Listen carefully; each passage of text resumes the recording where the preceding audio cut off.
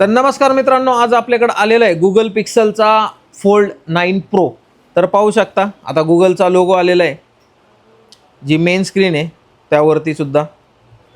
आता तुमचा हा जो मेन स्क्रीन आहे ती चालू झाली आणि आपण फोल्ड बंद केला तर फ्रंटची जी स्क्रीन आहे ती शोच नाही करत। चालूमध्ये डिस्प्ले बंद पडलेला आहे, त्यानंतर नेटवर्कचा प्रॉब्लेम आहे, स्पीकरचा प्रॉब्लेम आलेला आहे आणि डिस्प्ले पाहू शकता आतमधला हा प्रॉपर वर्क करतोय।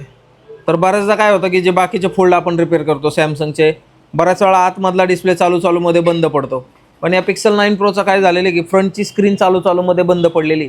आणि बऱ्याच वेळा काय होतं की तुम्ही कोणत्या स्टोअरला व्हिजिट करता तर तुम्हाला मदरबोर्डचा प्रॉब्लेम सांगितला जातो किंवा तुमचा डिस्प्ले गेला आहे, हा याच युजरला सांगितलेलं की तुमचा डिस्प्ले गेलेला आहे, पण डिस्प्ले हा गेलेला नाही, याची स्ट्रिप असते यामध्ये, हा स्ट्रिपचा प्रॉब्लेम आहे। आणि आपण ओरिजिनल स्ट्रिप त्याच्या आपल्याकडे अवेलेबल असतात त्या चेंज करून आपण काय करतो की तुमचा हा जो प्रॉब्लेम आहे तो सॉल्व्ह करून देतो।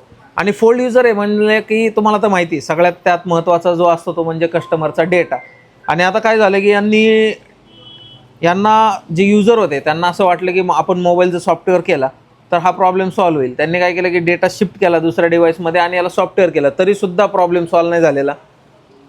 तर आपण आता ही स्ट्रिप चेंज करून त्यांचा प्रॉब्लेम सॉल्व्ह करणारच आहे, आपण तुम्हाला त्या व्हिडिओमध्ये दाखवणारच आहे। जर तुमचे पण असे कोणताही फोल्ड असू द्या, चालूमध्ये डिस्प्ले बंद झालेले असतील, स्पीकरचा इश्यू असेल, नेटवर्क, वायफाय, ब्लूटूथ असे काही प्रॉब्लेम जर चालूमध्ये बंद पडलेले असेल तर नक्की आपल्या शॉपला व्हिजिट करा। मोबाईल पिक्सेल आपलं शॉप पुणे वाकड येथे आहे। धन्यवाद।